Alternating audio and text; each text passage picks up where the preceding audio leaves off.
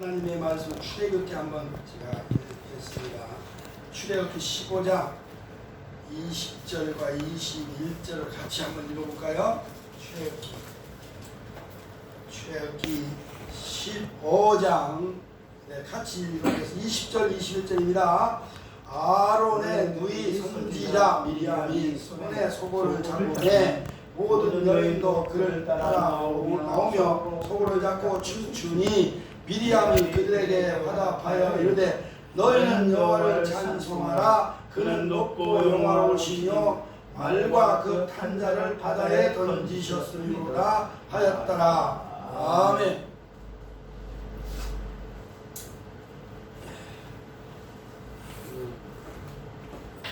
선지자 미리암에 대해서 좀 생각을 해보고자 합니다. 우리 교회들이 선지자 하더라면 하나님의 정가운 남자들만 생각을 하는데, 그렇죠? 남자들만, 여자들의 무슨 종이냐? 뭐 여자들 선지자가 있냐? 근데 분명히 최초에 내가 볼 때는 성경의 최초의 선지자라고 지명을 이렇게 한 걸 보면 미리암을 했더라고요. 미리암, 그렇죠? 아브라함도 선지자라는 말이 있습니다. 그래서 뭐 노아도 선지자요, 아브라함도 선지자요, 누구 선지자지만 그들에게 먼저 그 창세기에서 본 선지자를 말하는데 출애굽기에 들어와서 이 미리암에게 최초로 선지자라는 이름을 붙였어요. 그러니까 남자들이 큰 소리 칠 거 하나도 없어요. 남자분들만 뭐 찾았다고 어디 성경에 여자들이 목사가 있냐, 어디 여자들 선지자로 세운 일이 있냐. 근데 선지자는 뭐 하긴 드보라도 있으니까 하는데 드보라는 얘기를 하는데 미리암은 선지자로 잘 말을 안 하더라고요. 목사님 설교할 때 너는 분명히 미리암 선지자라고 그랬잖아요. 그쵸? 오늘 우리는 뭐 이렇게 미리암 선지자는 아니냐, 여자들도 하나님의 종이 아니냐, 그런 걸 떠나서 우리 하나님의 부르심을 받은 이분, 하나님으로부터 사명을 받은 하나님의 사람들에 대해서 한번 생각을 해보자 하는데요. 미리암을 통해서 하나님의 종들은 어떻게 살아야 되는가를 또 한번 좀 이렇게 짚어보고 넘어가고자 하는 겁니다. 세상은 그렇습니다. 한 사람에 대한 평가는 그 기준에 따라서 다르게 설명할 수가 있습니다. 그렇죠? 한 사람을 놓고도 다 평가가 다릅니다. 그렇죠? 여기 홍련표 하나 놓고도 우리 윤 목사님이 생각하는 거라 말하는 거나 또 정 목사님이 나라에 대해서 평가하는 거라 말하는 거랑 다르다 이 말이다. 그렇죠? 우리 집안에 한 아버지를 놓고도 아들 자식들이 우리 아버지는 이렇다 다 평가가 다 다르듯이 그런 것을 우리가 알게 됩니다. 이런 걸 보면 사람에게는 뭐냐, 보편적 가치와 단편적 가치가 존재하기 때문이다. 보편적 가치가 있고 단편적 가치가 있다. 그런 평가 기준이 그렇게 가치에 따라서 달라지기 때문이다 하는 것을 보게 됩니다. 뭐 보편적 가치라고 하면 뭡니까? 보편적 가치, 인류의 모든 사람들이 공통적으로 가지고 있는 규모, 그래서 벗어나지 않은 것을 보편적 가치라고 그렇게 말하는 겁니다. 모든 사람이 다 공유하고 있는 것을 말하는 거죠. 그걸 보편적 가치라고 하는데, 다시 말해서 사람이 사는 곳이란 어느 곳에서나 통용되고 공통된 그런 가치관을 통해서 우리가 보편적 가치라 그렇게 말하는 거죠. 더 쉽게 말하자면 뭐겠어요? 합리적인 사람들의 말과 행동, 공감하는 것, 이런 것 다 공감하는 것을 우리가 보편적 가치라고 할 수 있다. 공감하는 걸 뭡니까? 홍련표 하면 목사야. 그 공감하는 거잖아요. 그렇죠? 뭐 다 아는 거예요. 근데 그 사람이 뭐 어느 집에 가장이야 하는 것까지 나는데 그 속알머리는 모르다 그래서 그러니까 속은 애가 그 사람 성격도 뭐 못되고 아니야 성격이 좀 괜찮은 거야. 아니나 그 사람 뭐 어쩌고 다 이런 게 다른데 이제 어떻든 간에 그 가치관에 있어서 사람들이 보편적으로 평가하게 됩니다. 단편적이라는 건 뭐예요? 단편적이라는 것은 한 가지 만을 주장하는 자기 주장이나 뭡니까 자기 사상에 그 왜곡된 것을 말한다. 왜곡된 누구를 하나 볼 때 왜곡되게 말하는 거죠. 그렇죠? 좋게 많은 사람이 공감하는 것보다는 단면적인 거 뭡니까 이렇게 좋은 면이 아니라 나쁜 면을 끄집어내서 그것만 평가하는 것을 단편적 우리가 가치관이라고 그렇게 얘기하는 거예요. 그 사람 이게 나쁜 사람이야 저 사람 참 안 좋아 이렇게 얘기하는 것을 우리가 말할 수 있는 거죠. 그러니까 단편적 가치관이라고 하는 것은 그렇게 우리가 바람직하지 않은 것이다. 자기 신념과 자기 어떤 사상에 사로잡힌 그런 평가를 말할 수 있다 하는 것을 말합니다. 그저 말하는 이 단편적인 외골수적인 거죠. 외골수적인 거. 그렇죠? 좀 이렇게 폭넓고 이렇게 광범위하고 이렇게 사람같이 어울려 보통 사람처럼 잘 어울리는 그게 아니라 외골수적인 저 사람 좋은 면에서 고집적인 것 그것만 끄집어내는 홍준표라고 목사라고 외골수적인 거 없겠어요. 다 있잖아요. 그러니까 그것만 꼬집어내서 그것만 다 흠잡고 트집 잡고 이렇게 공격적한 것 말하는 오늘 여기에 미리암이 그런 사람 아니겠죠? 미리암이 이 단편적 사고를 가지고 이 뭡니까 이 모세를 공격하는 걸 보잖아요. 모세를 공격해당하니 민수기 10장에서 그걸 말하는 거예요. 아니 왜 그렇게 좀 하나님의 종이고 하나님의 사람이 그 하나님의 선택된 백성이 선민이라고 하는 사람이 어떻게 구수 여인을 취할 수 있냐 이 공격적인 거잖아요. 그렇죠? 비방했다고 그랬어요. 비방. 공격보다 비방은 더하더라고. 그 나는 하기라고 어쨌든 간에 오늘 이 미리암이라고 하는 이 한 여인에 대해서 한 선지자에 대해서 좀 이렇게 생각하면서 나는 그 미리암과 뭐가 다르냐 하는 것을 한번 생각해 보고자 하는 겁니다. 여기 선지자의 뭐라 했어요? 제목이 진실과 오해입니다. 진실과 오해. 선지자가 가지고 있는 진실성이 있는가 하면 선지자들도 가지고 있는 오해 소지가 많이 있다 하는 것을 알 수가 있습니다. 목사도 진실한 면이 있는가 하면 뭔가가 약점이 있다는 말이죠. 그죠? 부족함이 있다는 얘기죠. 오해하는 부분도 있다는 얘기죠. 먼저 우리는 이 선지자의 진실성을 말하는 우리들이 다 이제 주의 종들이니까 또 여기서 얘기할 수 있는 부분인데 선지자의 진실성, 이 미리암의 진실성에 대해서 좀 생각을 하고 그의 오해에 대해서 좀 이렇게 우리가 평가를 해보고자 하는 겁니다. 그러면 선지자 미리암의 어떤 그 진실성이 있느냐? 하나님의 종이라고 하는 하나님의 택함을 받은 하나님의 선지자라고 하는 것은 진실성이 있어요. 그건 누가 뭐라고 해도 그건 틀림이 없는 사실이란 말이죠. 틀림이 없어요. 누가 말해도 미리암은 하나님의 선지자야. 여선지자야. 여자들 중에서 최초의 선지자야. 아니 모든 선지자 중에 아마 최초의 선지자인지도 몰라. 이렇게 우리가 이거는 흔들림이 없는 틀림없는 사실인 겁니다. 그러면 그가 이 선지자인 이 미리암이 어떤 일을 했냐기에 선지자라고 평가를 받을 수 있느냐?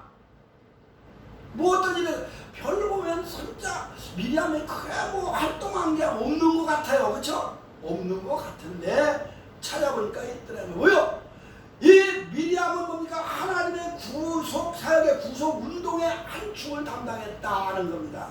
하나님의 구속운동에 구원운동에 이스라엘 민족을 구원해내는데 한 축을 담당한 사람. 그렇잖아요? 어떻게 담당했습니까?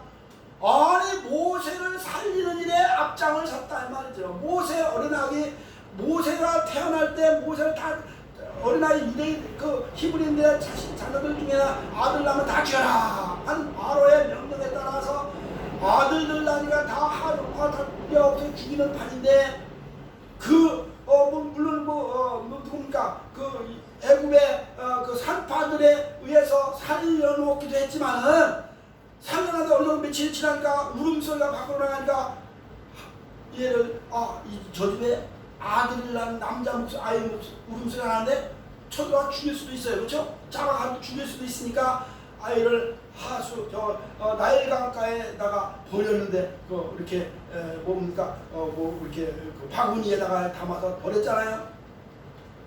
그들 그냥 버렸으면 버리고 놔뒀으면 어디 떠내려가 될 줄 몰랐는데, 물론 하나님께서 다 그 역사가 있었기 때문에 했습니다만은, 이 미리암이 자기 그 남동생, 남자 누굽니까? 아론이 있었음에도 여자아이가, 어린아이가 달려나갔다 이 말이죠. 오히려 어떻게 보면 아론보다도 더 큰 일을 한 거예요. 그렇죠? 아론은 모세가 아론은 장로라고 해서 모세가 전쟁터에 나가서 아말렉과 싸울 때 손 들고 이렇게 할 때 팔이 아프니까 내려갈 때 붙잡아주고 했는데, 아론은 나중에 보니까 고라당하고한테 가서 협조해가지고 그 전에 금송아지 만들어가지고 제사장한테 휩쓸린 적도 있잖아요. 아론보다도 이 미리암은 대단한 일. 어렸을 때부터 용감했단 말이죠. 하나님의 이 모세를 살리는 일을 위해서 앞장서 하수를 뛰쳐나가지고 또 그 떠나는데 그 발에 공주가 거니까 거기 가서 이 아이를 내가 젖먹이를 엄마를 좀 찾아올 테니까 그런 줄 알아 해가지고 자기 엄마를 속여서 유모로 젖을 먹여서 키우게 하는 그런 일을 했으니, 이게 뭡니까?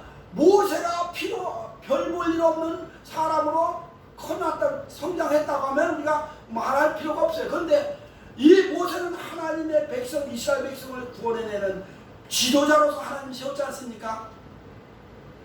그래서 우리는 이 미리암이 하나님의 구속 운동의 한 축을 감당한 사람이다. 우리도 마찬가지입니다. 우리가 목사로 세움을 받는 것, 하나님의 구속 운동의 한 축을 감당하는 거예요. 그렇죠? 하나님의 백성을 구원해내는 일에 우리가 동참하는 거지, 내가 주체가 되는 건 아니잖아요. 내가 사람을 구원할 수는 없어요. 하나님의 구속 운동에 내가 동원이 돼서 한 축을 감당해서 미리암처럼 전도하는 일, 그거밖에 더 있겠냐 말이죠. 복음 전하는 일밖에 없는 거예요. 우리가 복음을 전한다고 해서 사람을 구원합니까? 구원을 못하는 거죠. 구원은 하나님께 달렸잖아요. 성령의 역사입니다. 오늘 이 미리암이 그런 역할을 했다 하는 것을 볼 수가 있다는 겁니다. 그렇기 때문에 미리암의 그 진실성은 하나님의 구속 운동의 한 축을 감당한 여인이 되었다, 선지자였다 하는 것을 여기서 찾아보게 되는 겁니다. 뿐만 아니라 이 미리암은 어떤 사람입니까? 미리암은 선민의식이 아주 철저한 사람이에요. 선민의식. 하나님, 우리 민족은, 이스라엘 민족은, 나는 또 나와 더불어 모든 이스라엘 유다인들은, 히브리인들은 하나님의 선택된 백성이야 하는 그런 의식이 아주 꽉 찬 사람인 거예요. 우리 예수 믿는 사람들은, 하나님의 종들은 나는 하나님의 백성이다, 하나님의 자녀다, 하나님, 나의 시민권은 어디 있다? 하늘나라에 있다. 사도 바울처럼 나의 시민권은 하늘나라에 있다는 것처럼 철거는 그런 의식이 꽉 차야 되는 거지. 아니, 내가 세상에 살고 있는데 그냥 세상에서 이렇게 살도 되나, 이렇게 생각하는 그런 것은 버려야 된다 하는 것을 보여야 되는 겁니다. 특별히 이 미리암이 오늘 민수기 12장에서 나 보여주는 모세를 공격하는 것이 뭡니까? 거기에도 그런 생각이 꽉 차 있는 거예요.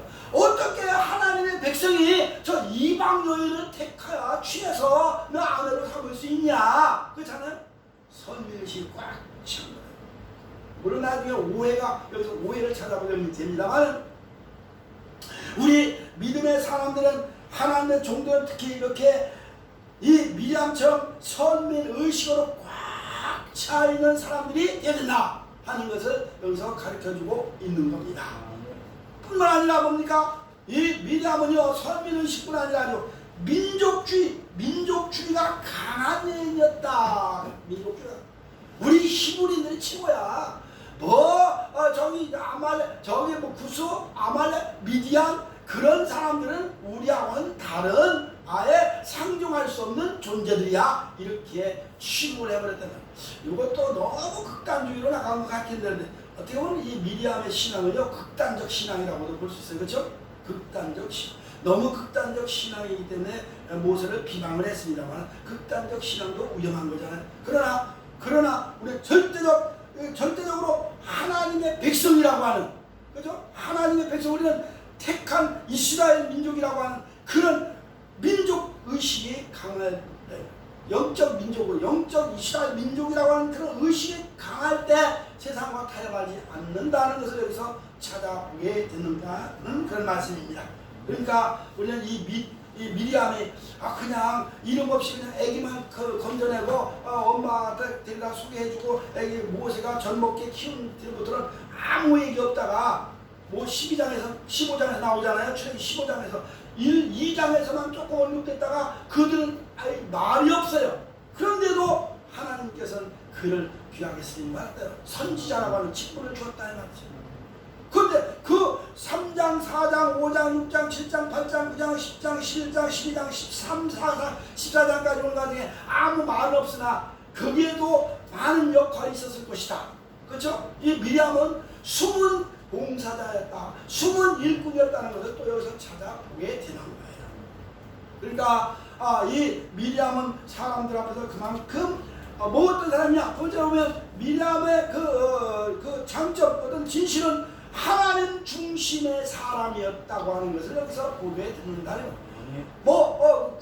하나님의 구속을 통해 한 축을 담당했다. 그는 민족주의자였다. 선민의식이 강했다. 그것만이 아니라 그런 의식을 갖고 있는 것은 그 속에 하나님 중심이 꽉 차있기 때문에 그렇다는 그런 겁니다. 그러니까 우리 믿는 사람은 하나님 중심으로 살아야 된다. 하나님 중심, 제일주의. 하나님 중심도 하나님 중체일주의잖아요. 최고 하나님 최고예요. 하나님밖에 없다 그거잖아요. 모든 주권 사상을 하나님 주권 사상으로 모든 걸 다 규결시키는 그런 삶이 우리 믿음의 사람들의 생활인 것이다. 특히 주의 정도는 그렇다 하는 거예요. 왜요? 왜 그랬습니까? 그거 이유가 있어요. 왜 하나님 중심으로 살았습니까? 중심의 사람입니까? 하나님 주권 사상자입니까? 오늘 본문에 보니까 하나님의 말씀을 받았다는 거예요. 이 사람들은. 그렇죠? 너만 모세 당신 너만 동생이가 너랑 했는지도 모르겠는데 너만 하나님의 말씀 받았냐? 우리도 받았다 그랬잖아요. 그러니까 말씀을 받았다 이 말이죠. 하나님의 말씀을 받은 이 미리암의 그 사상 생각은 하나님으로 꽉 찼다는, 다른 생각이 없는, 다른 아예 거기는 이렇게 타협할 수 있는 여지가 없는 거라는 거죠. 그러니까 우리 하나님의 말씀을 받았습니다. 주일종들은 하나님의 말씀을 받은 사람들 아닙니까? 우리가 다른 거 뭘 받았어요? 세상에 가서 학문으로 요즘에 무슨 수능 시험 보는데 무슨 아주 무슨 문제라고 그러죠? 그런 문제 때문에 그거 없애버린다. 대통령 한마디에 지금 아주 최고 아주 까다롭게 내는 그 문제를 제출하고 가르치는 그 학원 강사들은 1년에 얼마? 1년에 200억이라니 200억? 1년에 200억씩의 연봉을 받는다는 겁니다. 200억. 그 말이 되겠습니까? 물론 미국에서 무슨 하버드인지 무슨 대학원 나왔지만 그래도 그렇지 1년에 200억을 버는 그렇게 그런 사람들 그런 거는 비록 그렇게 해서 그 사람들에게 많은 사람들의 피를 빨아서 자기의 부를 축적하고 자기 인생에서 시계 하나가 3억짜리를 타느니 스위스 롤렉스니 3억짜리 타느니 2억짜리 타느니 그런 얘기를 합디다만 우리는 그런데 실제로 그런데 사로잡힌 사람들이 아니라 하나님의 말씀에 사로잡힌 사람들이 되네. 말씀에 사도 바울이고 사도로서의 마지막 그 예수님의 수제자는 아니었으면 예수님만 바로 따라가는 제자는 아니었으나 다른 사람들은 그런 말이 없는데 사도 바울은 하나님의 말씀에 붙잡혀라는 말 있잖아요. 말씀에 붙잡히고. 그러니까 바울만큼 하나님의 말씀을 제대로 적응하고 전한 사람이 어디 있겠어요? 그러니까 우리가 이 미리암은 보통 그런 일반적으로 하나님께서 그래 모세가 선지자니까 지도자니까 그냥 너도 좀 선지자라고 해라 그렇게 덤으로 따라간 사람이 아니라 덤으로 여기 붙은 사람이 아니라 분명히 하나님의 말씀을 받았다는 거지. 그러니까 우리도 하나님의 말씀을 받은 사람들입니다. 사도 바울처럼 하나님의 말씀에 붙잡힌 사람들입니다. 그럴 때는 하나님이라고 주일날 와서 예배드리고 감사하고 그러잖아요. 뿐만 아니라 이 미리암은 뭡니까? 말씀을 받았을 뿐 아니라 이 사람은 그렇기 때문에 말씀대로 자기는 말씀을 기준으로 해서 살아가는 사람이에요. 하나님의 말씀을 받았으니까 하나님의 말씀을 보니까 불의를 참지를 못해. 불의를 보면 못 참는 거야. 그러니까 거기서 화를 낸 거예요. 비방을 한 거예요. 동생을. 그죠? 아니 하나님의 말씀을 받았는데 말씀 보면 그게 아니야. 이때는 율법도 없을 때입니다. 그렇죠? 율법이 없을 때예요. 율법은 뭐 이제 출애 좀 더 뒤에 지나가서부터 출애굽이 있습니다만은 레위기에 가서 그렇게 나옵니다만은 이때는 그렇게 뭐 율법에 뭐 때는 아닌데 그래도 이 사람이 그 정의감에 불탔단 말이죠. 말씀을 붙자 말씀을 알았으니 정의감에 불타가지고 그저 그냥 불이한 걸 못 보는 강한 불 같은 성격이 있는 것 같아요. 그러니까 비록 여인이지만 그러니까 그런 담대함이 있죠. 불의를 못 자기는 그 뭔가 이렇게 불의한 부정 이런 걸 못 보니까 그냥 불타는 마음이 뜨거운 열정 이런 게 있으니까 아마 모세를 물에 떠내려갔다가 쫓아갔는지도 모릅니다만은 그러니까 아론은 조금 성격이 조금 이렇게 소극적인 사람인 것 같고 그렇죠? 그런 것 같아요. 아론은 소극적인 사람 같고 다 성경을 읽어보면 아론이 그 행동하는 걸 보면 이 사람은 조금 뭔가 물렁물렁한 사람이다. 이게 맺고 끊는 게 없는 우리 말로 충청도 사람 같은 거 충청도 사람 들어오면 안 되는데 그런 거 나도 충청도인데 확실하게 뭐가 아니면 아고 기면 김 이게 이런 칼날 같은 성격이 아니었느냐 그렇게 볼 수가 있습니다. 그래서 하나님은 이 미리암을 선지자라고 이렇게 지칭을 했는지도 모르겠습니다만은 어쨌든 간에 여기 민수기 12장 1절에서 보니까 그의 비난하는 불을 보고 비난하는 수위가 높았다. 그러나 그러면 되냐? 야, 그 구수연하고 결혼한 거 잘못된 거야. 그게 아니라 아예 강하게 비난하고 나왔으니 이 성격이 보통 성격은 아니었잖아요. 왜? 내가 하나님의 말씀을 듣고 보니까 그게 아니라 잘못됐다 이렇게 책망하고 나오는 것을 볼 수가 있습니다.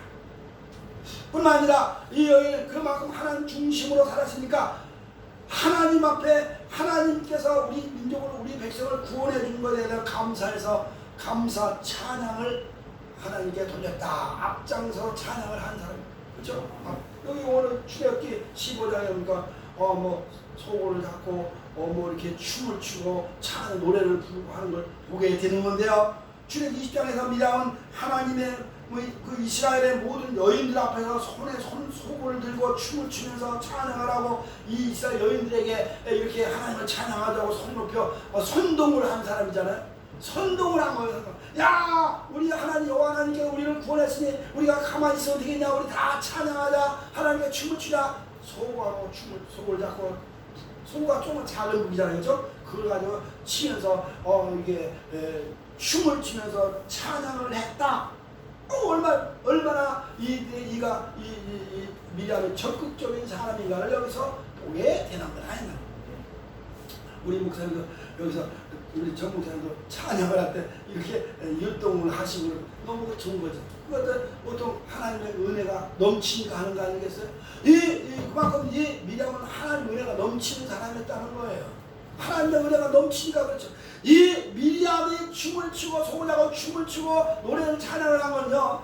어찌 보면 그 누굽니까? 다윗이 하나님 저 블레셋에 빼앗겼던 복궤를 찾아올 때 너무 좋아서 앞에서 춤을 추고 춤을 추다가 바지가 벗겨졌잖아요. 그 미리암이 춤을 봤는데 그거보다도 더 이상의 그 표현이지 않았겠느냐. 이 미리암이 표현한 건 그렇습니다. 그러니까 이 미리암은 보통 사람의 은혜가 풍성한 은혜가 넘치는 사람이었다. 많은 사람을 속을 내고 춤을 추며 찬양을 할 정도로 했으니 얼마나 이 미리암의 마음속에 은혜가 넘쳤냐 하는 것을 보게 되는 거고요. 뿐만 아니라 이 미리암이 이렇게 속을 잡고 춤을 추고 찬양을 한 것은 마태복음 21장에서 이스라엘 민족이 예수께서 예루살렘으로 입성하실 때에 자기들 옷을 무리들이 자기 겉옷을 깔고 뭔가 종려나무를 꺾어서 흔들어 호산나 불렀지 않습니까? 그 이상의 그들의 부른 찬양 이상으로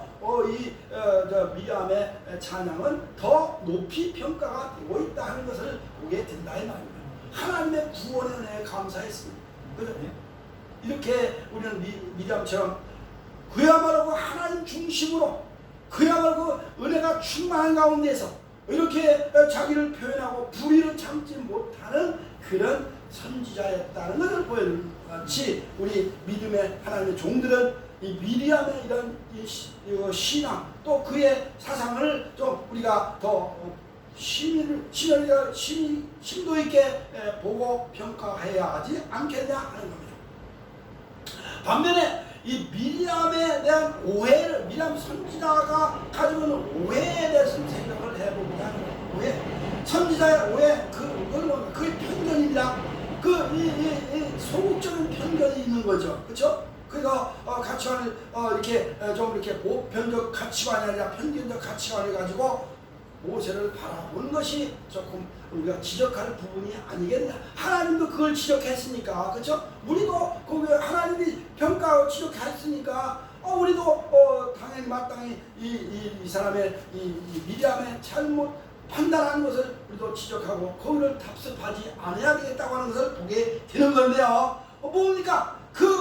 인격에 여기서 미리암의 어떤 열정도 좋고 하나님 중심 사랑도 좋고 선을 시키고 다 좋은데 그가 가지고 있는 덕목 뭐냐? 이해성 좀 부족했고 남을 용서하고 남을 사랑하는 그런 덕목이 좀 부족했다 하는 것을 보게 된다는 거죠.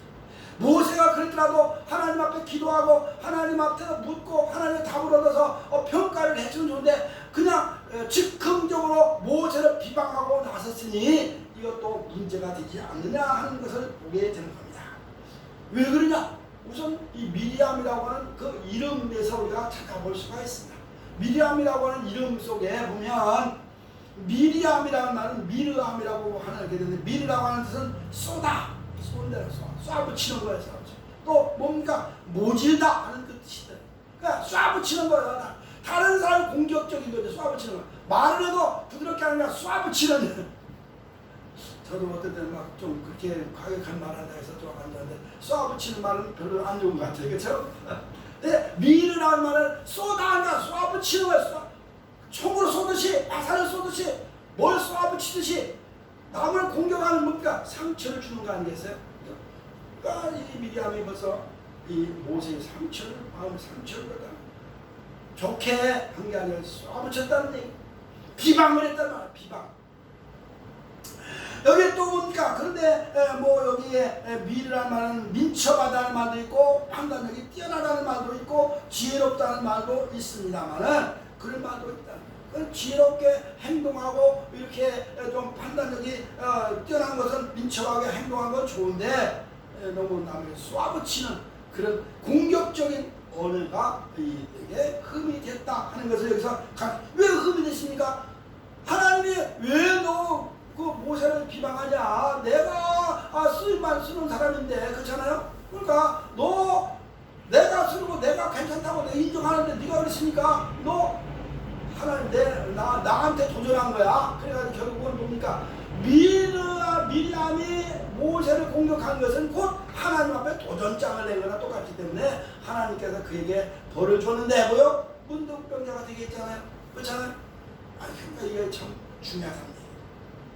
여기 또 암이라는 말이 있어요. 미르암이라는 말은 암이라는 바위라는 뜻을 가지고 있는데 이건 좀 심지가 곧다 하는 그런 흔들림이 없다, 견고하다. 그러니까 한번 마음 먹으면 딱 요즘부터 이거 심지가 견고한 데에 은혜가 있다고 이사야서 20절에 있지만은 그거 아니라 요즘에 누가 뭐라 해도 자기 한번 마음 먹고 고집부리면 다 그대로 하는. 이것도 좀 우리가 생각해볼 문제 아닙니까? 그렇죠? 자기 고집이 강한 것은 또 바람직하지 않다. 바위처럼 심지가 걸고 단단하고 흔들림 없는 건 좋은데 너무 아주 꽉 그냥 요즘부터 누가 뭐라 해도 그냥 흔들리자. 누가 뭐라 해도 그걸 이해도 하지 않으려고 하는 그런 사람이 있지 않습니까?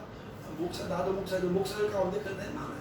우리 예수 믿는 사람들 고집이 아주 옹고집이 무슨 고집이어서 그냥 벽창호 같은 사람들 많이 있습니다. 벽창호란 말이에요.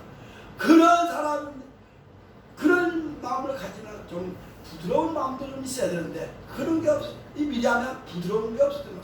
쏴붙이고 그냥 자기가 가지고 있는 그냥 편과 생각으로 딱 누가 뭐래도 흔들어지 그 이행해버리는 그런 것은 좀 단면적인 것은 우리가 지양해야 되었지 않겠냐 하는 것을 보게 되는데요. 근데 이 이름에 걸맞게 자기가 그렇게 말하고 행동하고 한 것을 하나님은 그렇게 기쁘지 않게 봤다는 얘기죠. 뭡니까? 하나님은 그랬습니다. 야, 하나님의 종들은 혈육의 혈육의 종보다는 뛰어난 거야, 우수한 거야. 그리고 정말 네가 누나라고 동생이라고 동생을 누나잖아요. 누나가 동생이라고 해가지고 그렇게 말하고 비방하냐? 그거 아닙니까? 하나님은 그게 아닙니다. 하나님 보신 기준은 하나님의 볼 때는 그 이스라엘 백성 구원자로서 구원의 그 사명이 더 큰 것이지. 그 한낱 부인을 구주 이방인을 취했다. 그것 이상으로 하나님의 구속사를 구원의 운동이 더 강한 것이라는 것을 보여주고 있는 거예요. 그러니까 우리가 이 기독교는 윤리와 도덕적 설교 교회가 종교가 아니라 구원의 종교, 하나님 은혜의 종교 아닙니까? 하나님은 은혜로 봐준 거예요. 그거 구수인 취한 거, 결국은 구수인 취함으로 어떻게 되지만 구수 나중에 신약시대에 구수 내시다. 아니 그 뒤에 뭔가 솔로몬 왕 때 구수 왕이 이디오피아 여왕이 찾아왔잖아요. 찾아와서 그 나라가 기독교 국가가 지금 되고 구수 내시가 와서 은혜 받고 세례도 받고 가고 그랬잖아요. 빌립한테. 그런 연관을 지어줘. 이방인에게도 구원의 문이 열린 것이 그때부터 되어 있는데 네가 그것을 비방하냐? 그 당시에는 그 일부 다처가 하라고 되는 때고. 근데 어떤 신학자들 사람들은 미디안의 이드로의 딸이 죽은 뒤에 재혼한 거다 이렇게 또 하는 사람도 있더라고요. 근데 어디 미디안의 그 이드로의 딸이 죽었다는 말은 없어요. 그렇죠? 성경에 없는데 어떤 사람들은 그렇게 얘기하는 사람도 있습니다. 이드로의 딸이 죽고 나중에 이 구수여인 취한 거지 취했으니까 그래도 그렇다고 해서 이방인이 취했다고 그렇게 책망을 하면 안 되는데 이렇게 얘기하는 사람도 있습니다만 그건 모르죠. 살아있는지 죽었는지 미디안 이들의 딸이 죽었는지 살아있는지 모르잖아요. 근데 어쨌든 간에 구수여인을 두 번째 여인으로 취했는데 그걸 갖다가 하나님은 가만 놔두는데 하나님은 하나님의 이름을 해서 모세를 이끌어 가는데 누나라고 해가지고 혈육이라고 해가지고 동생이라고 해가지고 이렇게 비방을 했겠죠. 안 그러겠습니까? 동생이니까 그랬으니까 오빠 같으면 이렇게까지는 못했는데 비방을 하니라 하는 말. 이렇게 이 하나님의 사명은 혈연 관계를 뛰어넘는 것이다. 그렇게 보는 겁니다. 그렇기 때문에 집안에서 아들이 목사가 돼도 목사님 하잖아요. 그렇죠? 우리 윤 목사님 있잖아요. 우리 어머님도 목사님 셋째 목사님 아들 목사님 그랬다니까. 그러니까 이 목사는요 일반 가족관계 혈육관계를 뛰어넘는 것이다 하는 것을 보여주고 있다 하는 그런 얘기가 되는데 이 미디안은 그거를 이해를 못했던 거라 말이에요. 그러므로 이 세 번째에서 우리가 보면 뭡니까? 하나님의 구원의 신앙적 윤리보다 강하다는 앞선다는 것을 여기서 가르쳐요. 하나님의 구원이 인간의 윤리보다는 앞선다 하는 거예요. 지난 주간에 우리 설교 비난하는 거 아니고 우리 윤 목사 안 목사님이 윤리적인 측면에서 많이 강조했잖아요. 그렇죠? 우리 죄종들은 윤리적인 면에서 이렇게 얘기하는데 그러니까 고사님 자녀분들 결혼하는데 그런 얘기를 했는데 그거 우리가 비난할 거는 아니고 그렇죠? 그 이해하고 그냥 너무 은혜로 줄 수 있는. 왜냐 내일 모레 결혼하기로 이미 작정된 거고 그러면 요셉도 하고 마리아도 하고 정한 사이인데 같이 살라고 했잖아요. 그런 얘기도 내가 생각이 났습니다. 그러니까 우리 기독교 사상은 우리 복음주의 사상은 하나님의 영적 구원, 영을 구원, 하나님의 백성 구원을 운동이 더한 거지. 그게 우선이지. 어떤 윤리는 모세가 이방 여인을 후처로 둔 것이 그게 문제가 되지 않아. 왜? 아브라함도 하나님의 택하여 구원을 받는 것이 우선이었지. 아브라함 후처를 둔 거 비난을 받은 사람들의 비난을 받지만 하나님은 그를 그렇다고 책망하고 그를 이렇게 없애버리진 않았잖냐 이 말이야. 그렇잖아요. 그러니까 이거 그렇다 해가지고 아이고 목사님 이상한 얘기하네. 그게 아니라 성경을 보면 하나님의 구속 운동이 인간의 윤리적인 것보다는 앞선다 하는 것을 가르쳐주고 있습니다. 왜요? 바울도 그랬으면 우리가 행함으로 그런 거 우리가 인간의 어떤 행동으로 우리가 의롭다 함을 받는 육체는 아무도 없다 그렇지 않습니까? 나 믿음으로 구원받고 이루어지는 거지. 이 선을 넘지 말아야 된다. 아무리 목사들도 선 넘은 말을 하면 안 된다. 뭐 선을 넘고 자기가 하나님처럼 누구 심판하고 재판하고 그렇게 비방하면 안 된다고 하는 것을 여기서 우리에게 가르쳐주고 있는 것을 보여주고 있습니다. 하나님의 은혜로 하나님의 사랑으로 품격 있게 품어주고 이렇게 이해해주고 덮어주는 그런 아량도 있어야 됩니다. 오늘 우리는 이 선지자의 진실과 오해에 대해서 이렇게 얘기를 했습니다만 하나님 앞에서 우리가 이렇게 하나님대로 살아야 되고 흔들림 없는 신앙을 가져야 되고 말씀에 붙잡혀 살아야 되고 진실하게 살아야 되는 것도 있지만 그러나 사람들의 약간 어떤 실수와 그 허물을 우리 너무 그 극단적으로 비난하면 안 된다 하는 거죠. 비방이라는 말은 보니까 중상모략 있잖아요. 비방한다는 말은 여기 보니까요 중상모략 모욕적인 언사라는 걸 우리가 비방이라는 말입니다. 그러니까 그냥 보통 말은 야 왜 그랬냐 이거 나쁜 거야 그런 게 아니라 아예 중상모략을 하는 거죠. 아예 그냥 이렇게 막 그냥 모욕적인 언사로 모세를 공격했다는 거죠. 그러니까 너 그렇게 모욕적인 말 하지 마라.